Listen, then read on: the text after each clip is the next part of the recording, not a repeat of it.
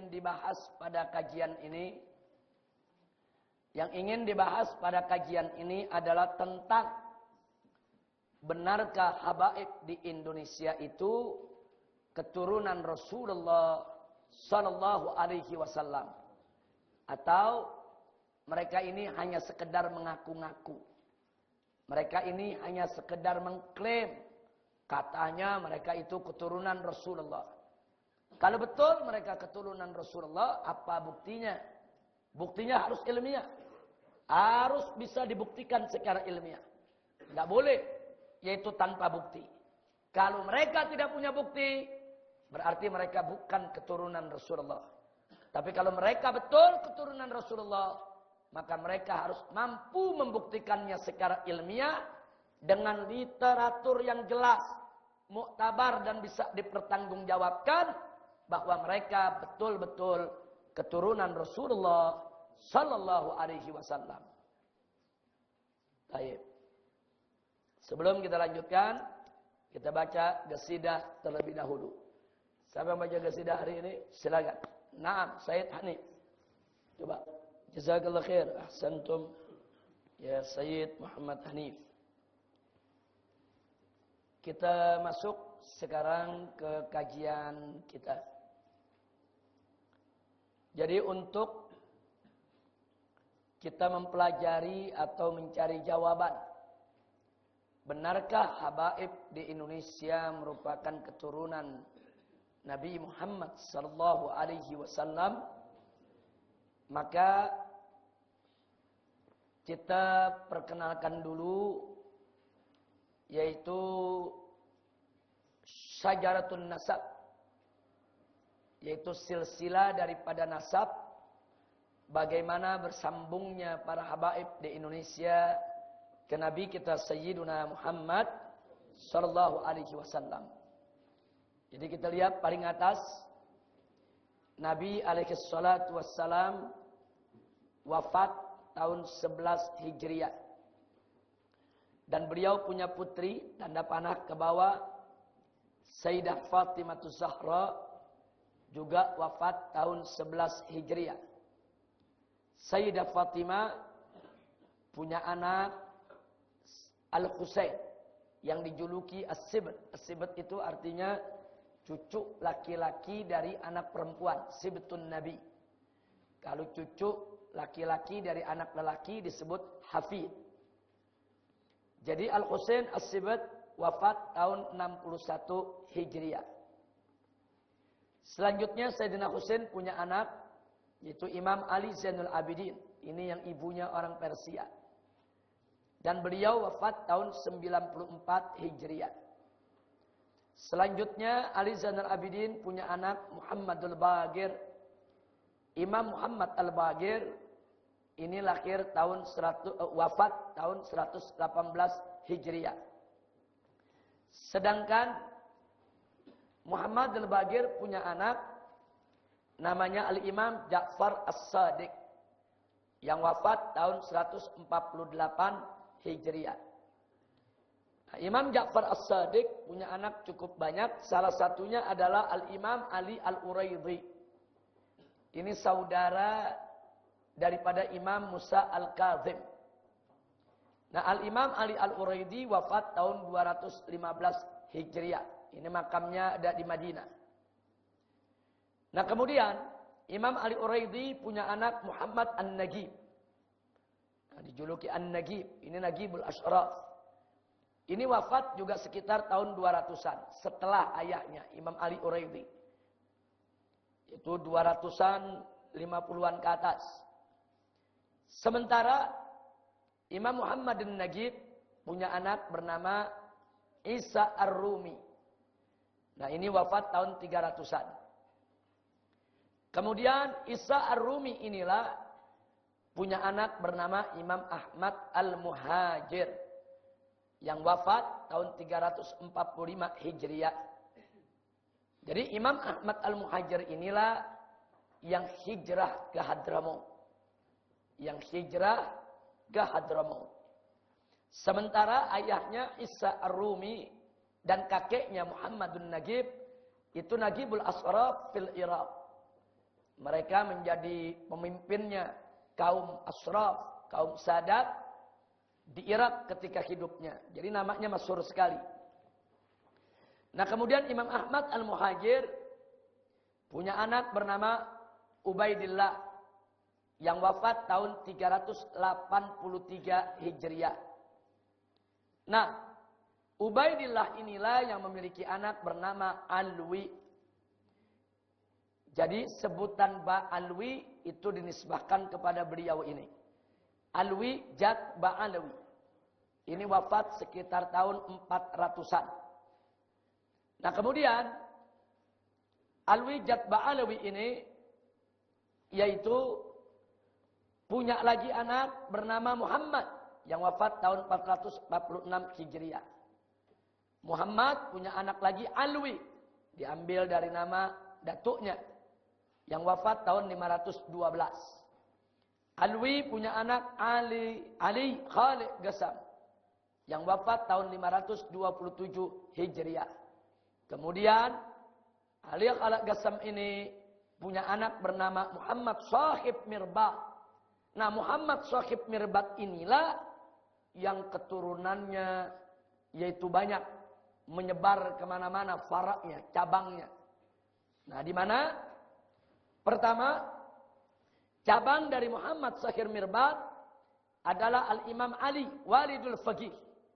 Ayah daripada Al-Faqih Al-Mugaddam, Muhammad bin Ali. Beliau ini Ali Walidul Faqih, ini wafat tahun 590 Hijriah. Nah, sementara putranya Muhammad Al-Faqih Al-Mugaddam ini sangat masyhur sekali yang wafat tahun 653.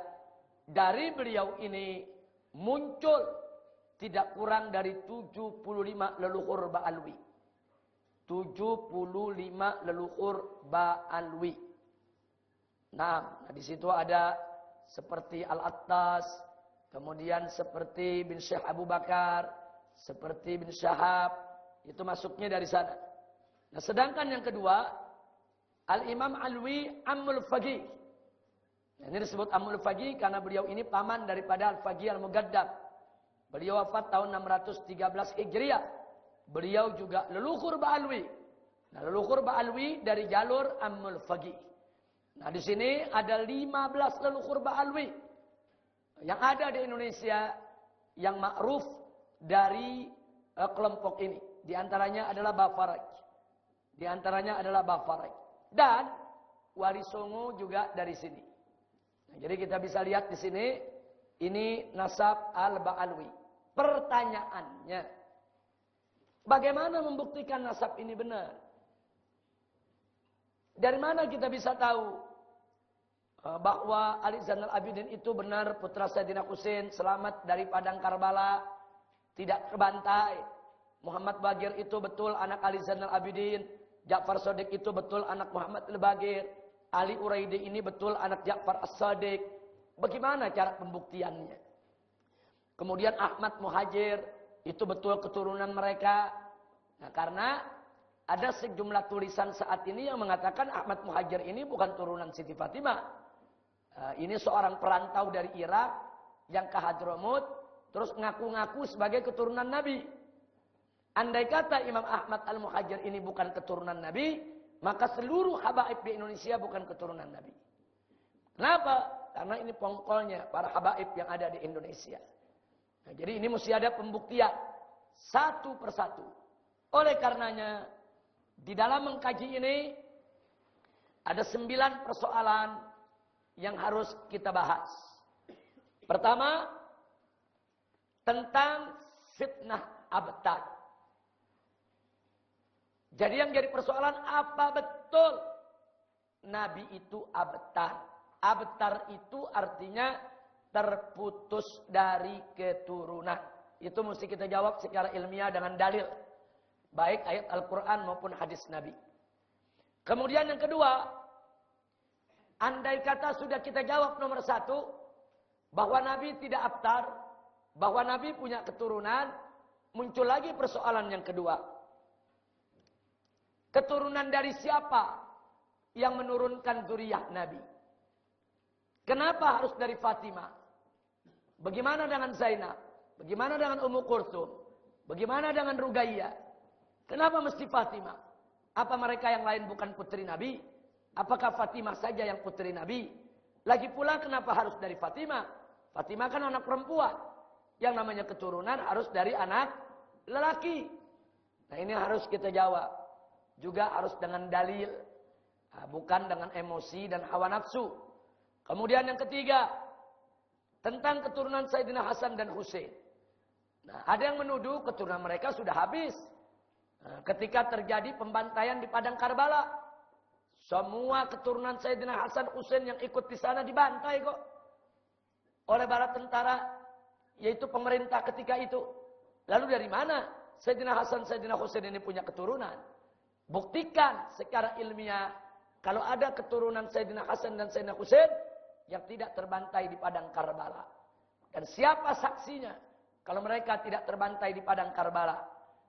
Nah kemudian yang keempat. Setelah itu. Diketahui dalam sejarah. Bahwa yang menurunkan daripada keturunan Sayyidina Husain. Di antaranya adalah Al-Imam Muhammad Al-Baqir. Saya ambil dari keturunan Sayyidina Husain.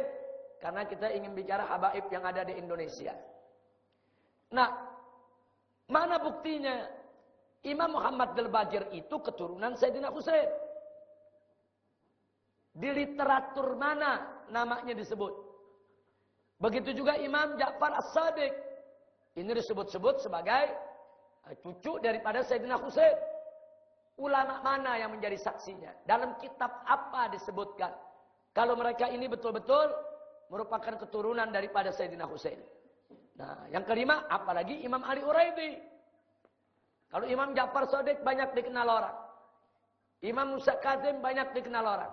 Imam Ali Uraidi, siapa ini orang? Ini betul-betul adiknya Imam Musa Kazim? Apa betul-betul putra daripada Imam Ja'far As-Shadiq? Atau cuma ngaku-ngaku? Kalau betul Imam Ali Uraidi ini adalah putra daripada Imam Ja'far Shadiq, siapa ulama yang memberikan kesaksian? Dalam kitab apa kesaksian itu ada? Kitab tarikh yang mana yang menceritakan tentang Imam Ali Al-Uraidi? Kalau semua itu tidak ada, tidak bisa dibuktikan Imam Ali Uraidi sebagai keturunan Nabi.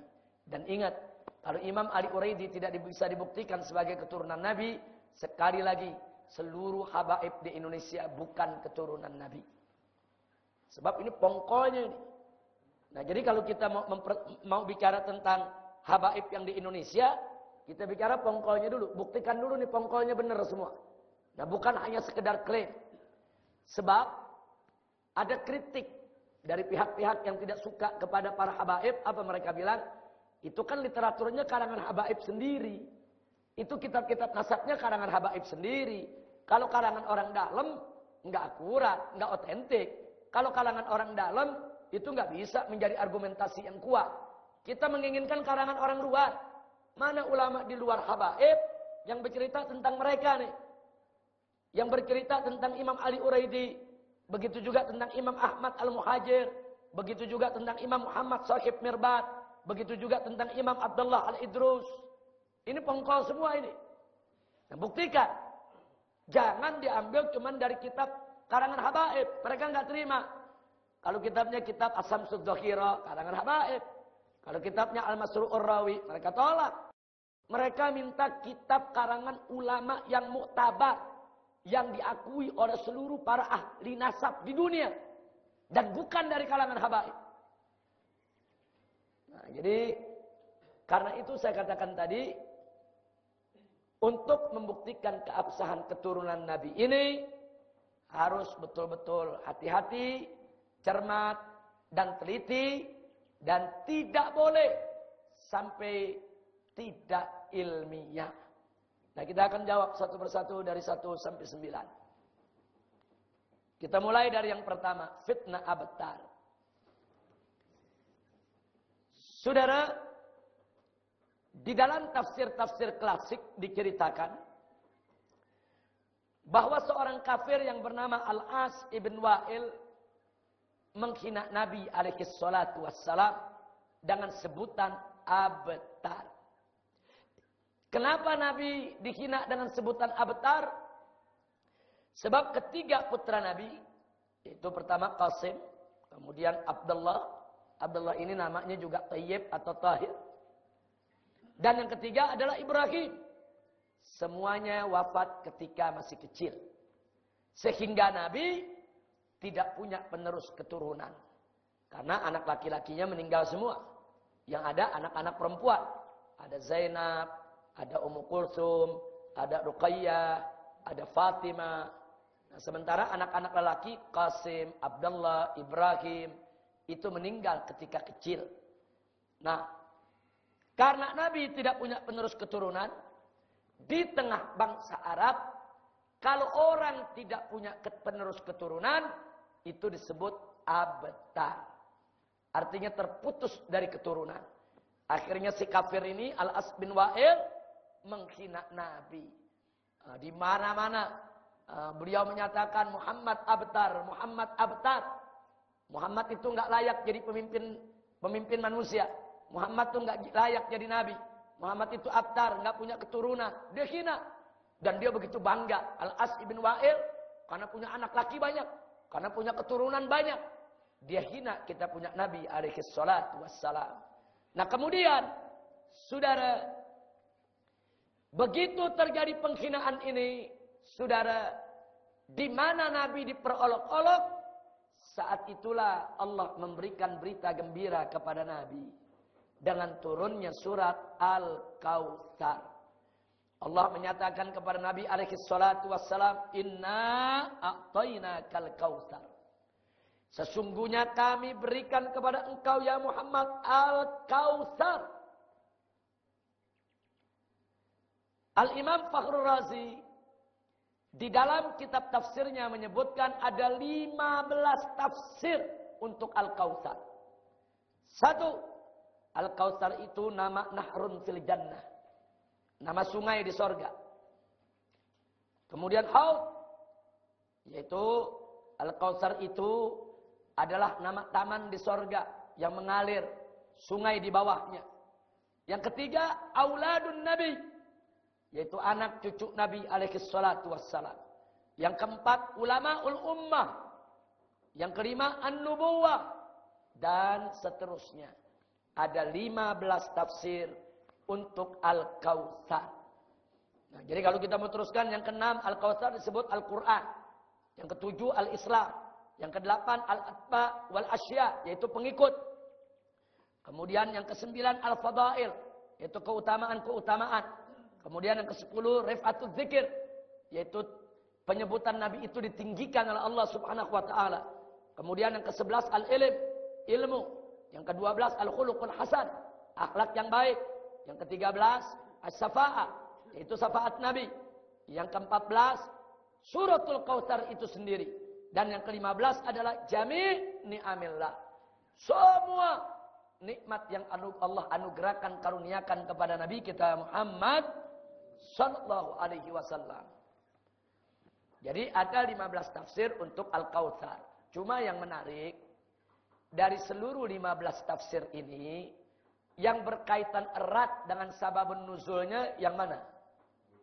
Auladun Nabi. Karena berkaitan erat dengan sababun nuzul. Kalau mau diartikan dengan arti yang terakhir, Jami' ni'amillah, silakan saja. Berarti auladun Nabi masuk di dalamnya. Tapi kalau dikaitkan dengan sababun nuzul, maka tidak ada seorang ulama tafsir pun yang menolak bahwa Al-Kautsar mencakup auladun Nabi, anak dan keturunan Nabi. Jadi di sini ada janji dari Allah, kami akan berikan ke Al-Kautsar keturunan yang tidak putus, keturunan yang banyak. Fasholli li rabbika wanhar. Karena itu salatlah untuk Tuhanmu dan berkorban. Inna syani'aka huwal abtar. Sesungguhnya yang membencimu itu As bin Wa'il dan kelompoknya yang benci Nabi, menghina Nabi, mengatakan Nabi abtar. Sesungguhnya huwal abtar, dialah yang terputus daripada keturunannya. Nah, jadi kita lihat di sini saudara. Jadi ayat ini menjadi jaminan Allah kalau Nabi pasti punya keturunan. Enggak ada perbedaan pendapat di antara ulama Ahlus Sunnah wal Jamaah, saudara. Semua ulama Ahlus Sunnah, walaupun berbeda-beda di dalam memaknai Al-Kautsar, tapi mereka sepakat bahwa surat Al-Kautsar adalah jaminan Allah kepada Nabi, bahwa keturunan Nabi tidak terputus. Nah, sekarang baik. Saudara, kalau keturunan Nabi tidak terputus, berarti keturunan Nabi datangnya dari mana? Dari Ibrahim, meninggal ketika kecil. Dari Al-Qasim, meninggal ketika kecil. Kemudian dari siapa lagi tadi satu? Abdullah, meninggal juga ketika kecil. Oh, dari putri Nabi yang 4. Ternyata Zainab, Ruqayyah, Ummu Kulsum, saudara inqarat. Mereka punya keturunan, bukan tidak. Ada anaknya, ada cucunya, tapi inqarat. Enggak ada lagi keturunan. Ada yang sampai anak, kemudian enggak punya keturunan lagi. Ada yang sampai cucu, kemudian tidak ada keturunan lagi. Satu-satunya anak Nabi yang keturunannya terus menerus ada, panjang, tidak putus, adalah Sayyidah Fatimah Zahra radhiyallahu taala anha. Nah, jadi bukan berarti putri Nabi Ummu Kulsum, Ruqayyah, Zainab tidak dimasukkan, bukan. Mereka juga termasuk keturunan Nabi. Hanya saja keturunan mereka inqarat. Apa arti inqarat? Terputus. Mereka tidak punya keturunan lagi. Tapi kalau dari Fatimah Zahra, keturunan itu sampai hari ini masih tetap ada. Inilah jaminan yang datang dari Allah Subhanahu wa taala. Pertanyaan saya, kalau Allah jamin turunan Nabi tidak terputus, berarti itu mungkin benar atau pasti benar? Mungkin benar atau mutlak benar? Mutlak benar, saudara. Allah punya jaminan. Siapa bilang turunan Nabi akan terputus? Jadi kalau zaman sekarang ada yang bilang Muhammad Attar, Muhammad nggak punya keturunan, saudara, hati-hati. Jangan sampai mereka termasuk yang Allah nyatakan inna syani'aka huwal abtar. Sampai di sini jelas tidak? Jelas. Nah, sekarang mari kita lihat soal Fatimah Zahra. An-Nabi alaihi salatu wassalam sebagai seorang nabi, saudara, sudah diberitahukan oleh Allah Subhanahu wa taala bahwa keturunannya hanya akan datang dari Fatimah Zahra. Oleh karenanya Nabi menyampaikan kepada umatnya lewat hadis-hadisnya. Jadi hadis ini muncul setelah surat Al-Kautsar. Jadi setelah ada jaminan dari Allah Nabi punya keturunan, Nabi menjelaskan kepada umatnya. Karena fungsi Nabi litubayyina linnasi manuzzila ilaihim. Untuk kau jelaskan ya Muhammad kepada umat manusia tentang apa yang telah diturunkan kepada mereka. Jadi kalau Allah menyatakan Nabi pasti punya keturunan, tugas Nabi menjelaskan keturunannya dari mana. Kan Nabi nggak punya anak laki. Ada anak laki kan sudah meninggal sejak kecil. Dari mana keturunannya? Nah, Nabi menyampaikan dalam beberapa riwayat antara lain. Nabi bersabda, kullu bani Adam yantamuna ila asabatin illa waladi Fatimah, fa ana waliyuhum wa ana asabatuhuma. Jadi, fa ana waliyuhuma, bukan waliyuhum. Jadi Nabi mengatakan setiap anak keturunan Adam itu nasabnya nyambung kepada asabah mereka, garis lelaki. Illa waladi Fatimah, kecuali anak Fatimah. Fa'ana waliyuhuma. Dan aku adalah wali mereka berdua. Al-Hasan wal Husain. Atau waliyuhum. Wali daripada mereka. Wa ana asabatuhum. Dan aku adalah asabah mereka. Nabi yang mengatakan. Aku wali mereka. Dan aku garis asabah mereka. Kemudian hadis yang lain. Likulli bani ummin asabatun illa ibnai Fatimah. Setiap anak dari seorang ibu ada asabah. Dari garis bapaknya. Illa kedua putra Fatimah, fa ana waliyuhuma wa asabatuhuma. Aku adalah wali mereka berdua dan aku adalah asabah mereka. Kemudian dalam hadis yang lain Nabi mengatakan, innallaha ja'ala dzurriyyata kulli nabiyyin min sulbih. Sesungguhnya Allah menjadikan keturunan setiap nabi dari sulbinya sendiri. Wa ja'ala dzurriyyati fi sulbi hadza. Sedangkan keturunanku itu dijadikan oleh Allah di sulbi orang ini. Siapa yang ditunjuk oleh Nabi? Wa asara ila Ali. Nabi menunjuk kepada Sayyidina Ali ibn Abi Thalib. Saudara. Kemudian di hadis yang lain Nabi mengatakan. kullu sababin wa nasabin yanqati'u yaumal qiyamah ma khala sababi wa nasabi.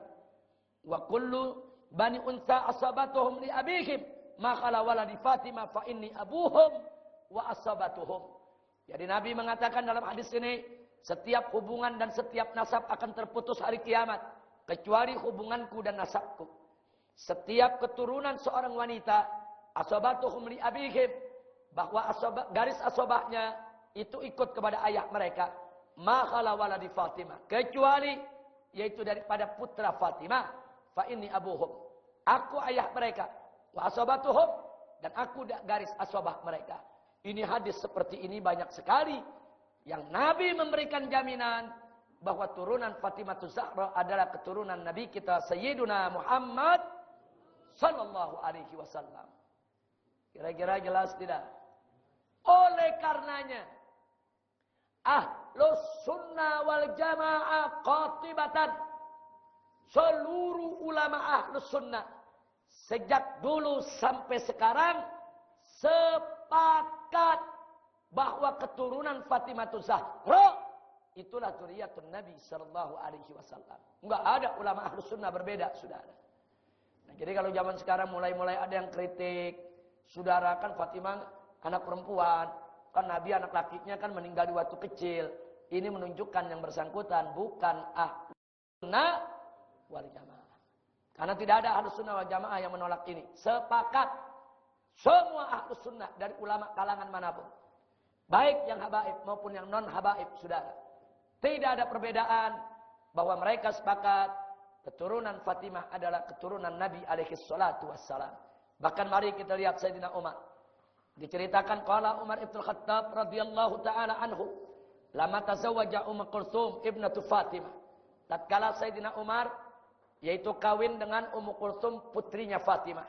Apa beliau katakan kepada para sahabat?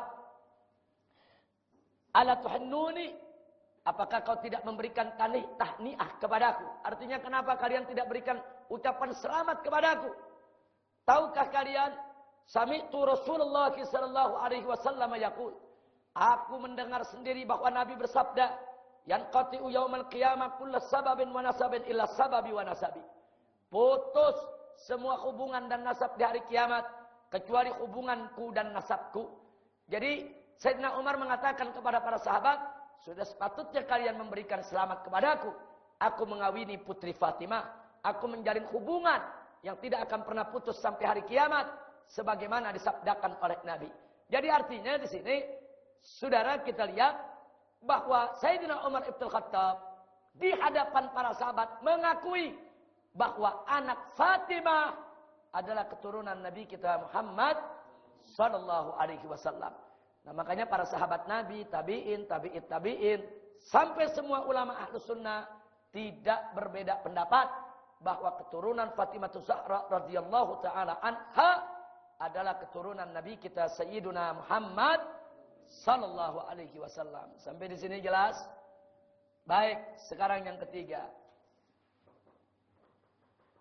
Ada berita katanya keturunan Sayyidina Hasan dan Sayyidina Husain sudah terbunuh semua di padang Karbala.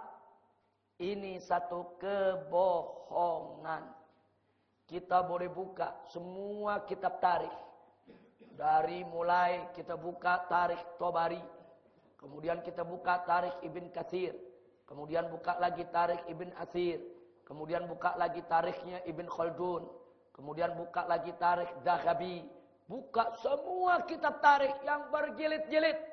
Semua sepakat bahwa di padang Karbala ada beberapa putra Sayyidina Hasan dan Sayyidina Husain yang tidak terbantai.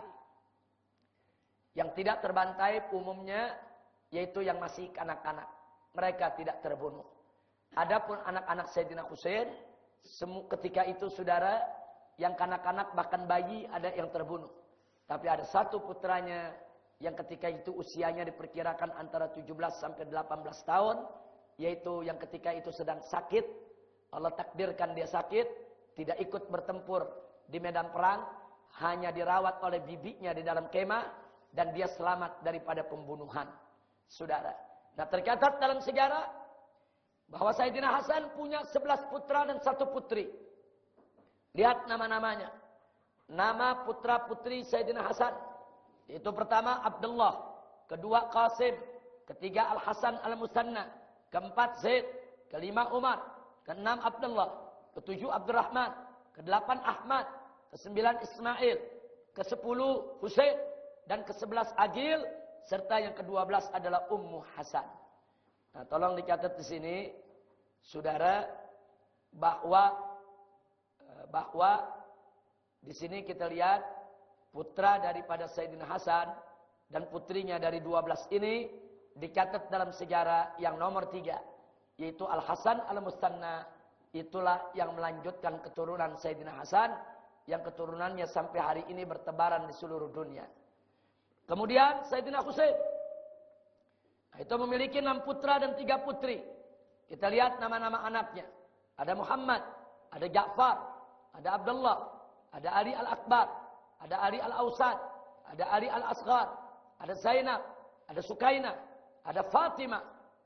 Saudara, dari semua ini yang meneruskan keturunan buat Sayyidina Husain adalah yang nomor 5, yaitu Ali Al-Awsat, yang dikenal dengan nama Ali Zainul Abidin, yang dijuluki As-Sajjad.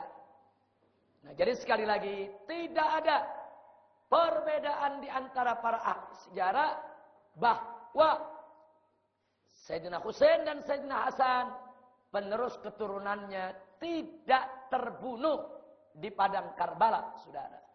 Jadi kalau ada yang ngotot terbunuh di padang Karbala, hat burhanakum in kuntum shadiqin. Suruh tunjukkan dari kitab mana yang mengatakan Sayyidina Husain anaknya semua terbunuh di padang Karbala, Sayyidina Hasan anaknya semua terbunuh di padang Karbala. Tunjukkan kitab. Jangan cuma dari otak dia, dari hawa nafsu dia. Tunjukkan kitab tarikh yang mana, kitab sejarah yang mana. Mereka tidak akan temukan, ya kawan. Karena seluruh ahli sejarah sepakat bahwa turunan Sayyidina Hasan dan Husain tidak semua terbunuh di padang Karbala.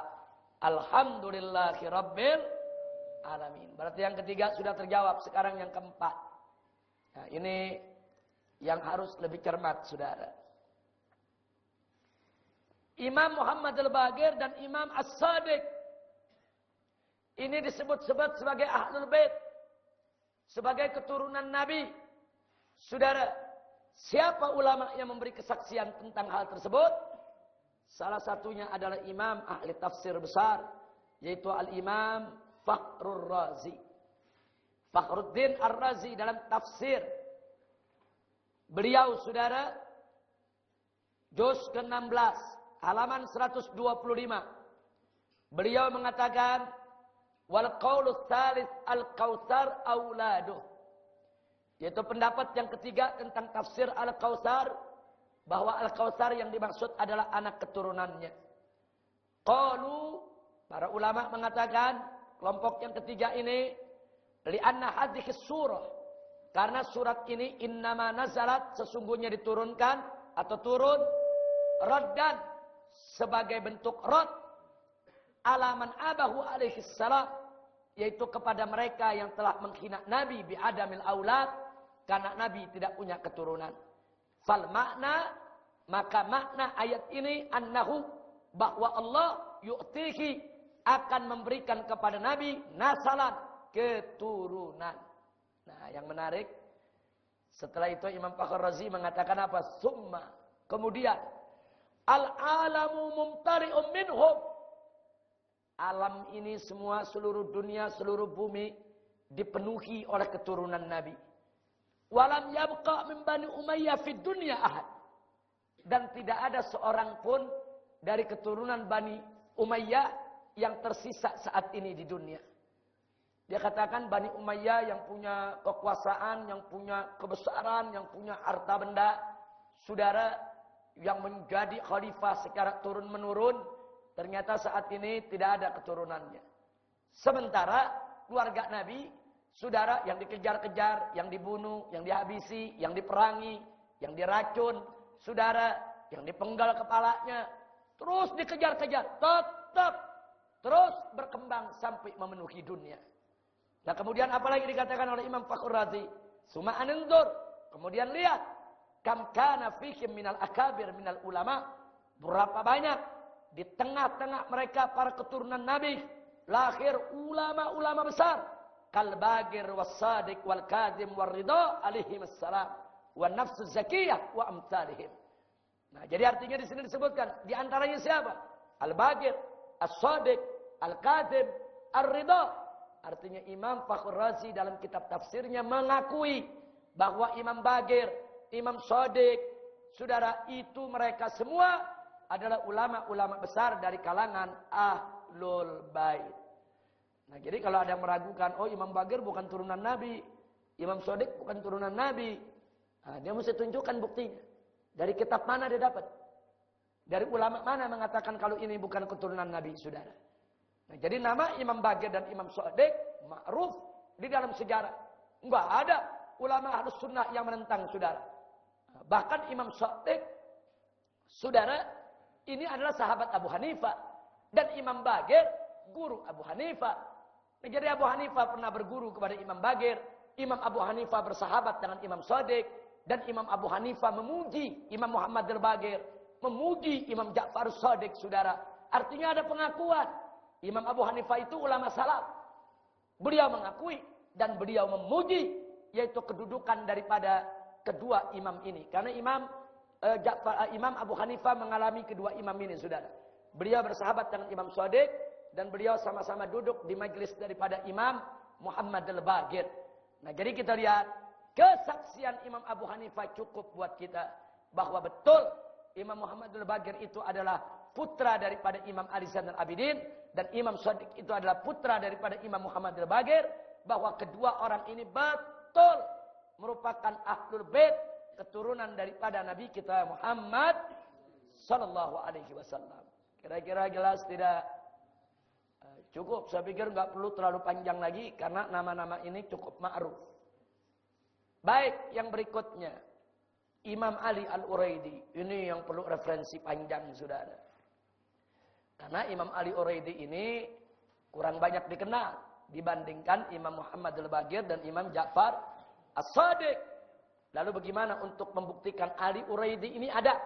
Bukan fiktif, bukan khurafat, bukan dongeng, bukan nama yang dibuat-buat. Ini betul-betul imam putra daripada Imam Ja'far As-Shadiq, saudara. Nah, di mana kita bisa dapatkan? Perhatikan. Satu, rawa anhu Ahmad.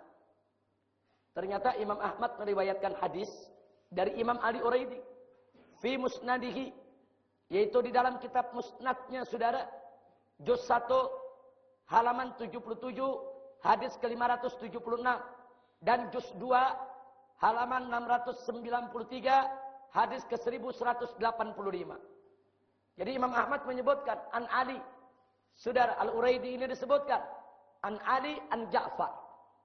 An Ali an Ja'far, yaitu an Abi.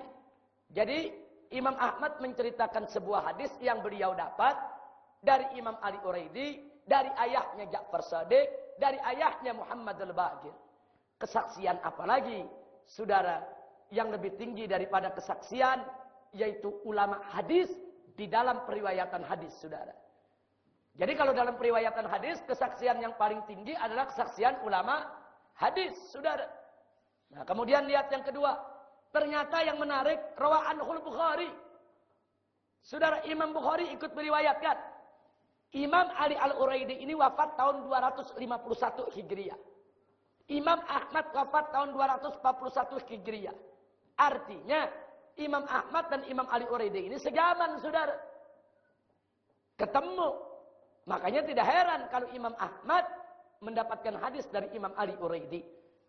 Imam Bukhari, saudara, Imam Bukhari ini meriwayatkan dari gurunya, gurunya dapat dari Imam Ali Uraidi. Disebutkan, dalam mana disebutkan? Fi Tarikhis Shaghir. Di dalam kitab Tarikhis Shaghir, Imam Bukhari juz 1, halaman 210 dan halaman 279, Imam Bukhari menyebut nama Imam Ali Uraidi lengkap dengan nasabnya. Artinya Ali bin Ja'far bin Muhammad bin Ali, saudara, Ibnul Husain As-Sibr. Nah, kemudian yang ketiga, rawa'an Tirmidzi. Ternyata Imam Tirmidzi juga meriwayatkan dalam kitab Jami'-nya. Ini sumber Ahlus Sunnah wal Jamaah. Ada di juz 5 halaman 641 hadis ke-3733. Begitu juga Imamul Bazzar juga meriwayatkan dari beliau. Saudara, dalam kitab musnadnya juz ke-7 atau jilid ke-7, kemudian halaman 262, hadis ke-2842. Kemudian yang kelima, yang meriwayatkan juga saudara Muhammad bin Ahmad bin Hamad Ad-Dulabi. Nah, ini seorang ulama hadis yang wafat tahun 310 Hijriah. Di dalam kitab Fiduriyatut Tahirah, yaitu halaman 74 hadis ke-121, lengkap. Bukan hanya disebut nama dan nasab, tapi juga disebutkan yaitu nubzah daripada riwayat hidupnya. Kemudian Ibn Khuzaimah dalam kitab sahihnya juz 2 halaman 61 hadis ke-920 juga menyebut nama Imam Ali Uraidi. Begitu juga Al-Imam At-Tabrani di dalam Al-Mu'jamus Shaghir juz 2 halaman 163 hadis ke-960 juga menyebut nama Imam Ali Uraidi. Kedelapan, yaitu Abu Syekh Al-Ansari di dalam kitab Tabaqatul Muhadditsin memasukkan Imam Ali Uraidi termasuk sebagai salah seorang muhaddits di juz keempat halaman 80 hadis ke-555. Yang kesembilan, bahkan Al-Imamul Hakim juga menyebut namanya dalam kitab Mustadrak juz ketiga halaman 188 hadis ke-4802. Begitu juga Abu Nuaim dalam kitab Hilyatul Awliya juz ketiga halaman 199 dan Al-Imamul Baihaqi di dalam kitab As-Sunanul Kubra juz 7 halaman 41 hadis ke-13064.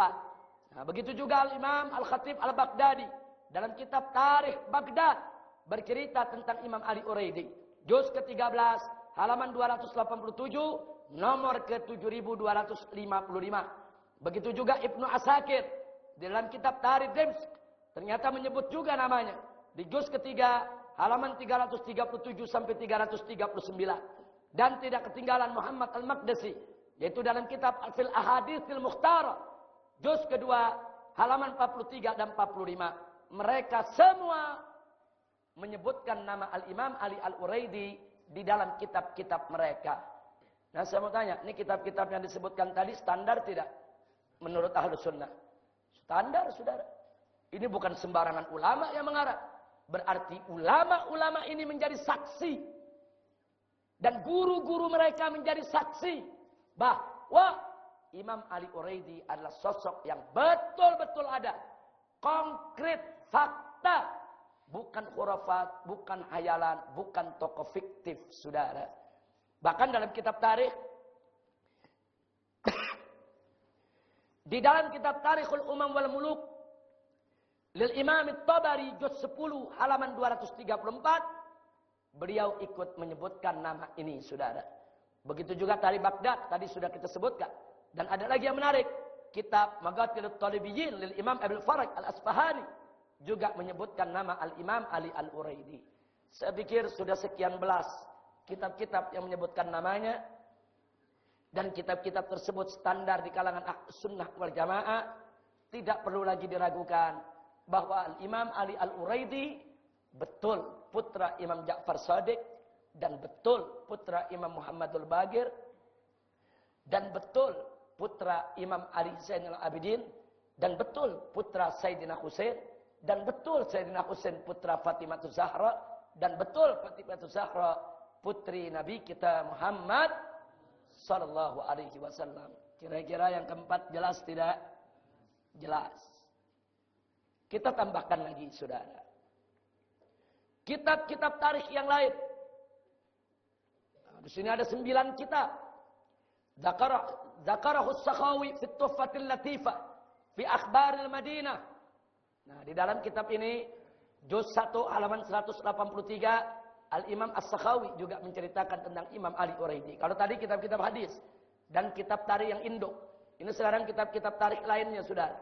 Kemudian Ibnu Umar Al-Hambali dalam kitab Sajaratut Dhahab fi Akhbari Man Dhahab juz 2 halaman 24. Kemudian Al-Imam Al-Yafi'i dalam kitab Mir'atul Jinan wa Ibratul Yaqidan fi Ma'rifati ma ya'tabar min hawadits zaman. Nah, ini juz 2 halaman 37. Kemudian Al-Imam Al-Mazzi fi Tahdzibil Kamal fi Asma'ir Rijal, juz 20 halaman 352. Ternyata dalam kitab Al-Jarh wa Ta'dil namanya juga disebutkan, saudara. Kemudian masih ada lagi Al-Imam Al-Khazraji fi Khulasat Tahdzibil Kamal fi Asma'ir Rijal nomor ke-4954. Kemudian masih ada lagi Ibnu Ambah fi Umdatut Talib fi Ansab Abi Talib, yaitu Safha halaman 214. Kemudian Al-Imam Az-Zahabi. Al-Imam Az-Zahabi menyebut dalam beberapa kitab karangan beliau. Pertama dalam kitab Syiar A'lamin Nubala. Kedua dalam kitab Fil Ibar fi Khabari Man Ghabar. Kemudian dalam kitab Mizanul I'tidal. Kemudian dalam kitab Tarikhul Islam wa Wafayatul Masyakhir A'lam. Kemudian dalam kitab Al-Kasif fi Ma'rifati Man lahu riwayah fil Kutubis Sittah. Nah, jadi di sini Al-Imam Az-Zahabi dalam 5 kitab tentang Rijalul Hadis menyebutkan nama Al-Imam Ali Al-Uraidi. Kemudian Al-Imam Ibn Hajar Al-Asqalani juga menyebut dalam kitab Tahdzibut Tahdzib, juz ke-7 halaman 258. Dan juga disebutkan dalam kitab Taqribut Tahdzib, halaman 399. Dan disebutkan juga dalam kitab Lisanul Mizan, juz ke-7 halaman 310. 3 kitab ini merupakan karangan Al-Imam Ibn Hajar Al-Asqalani.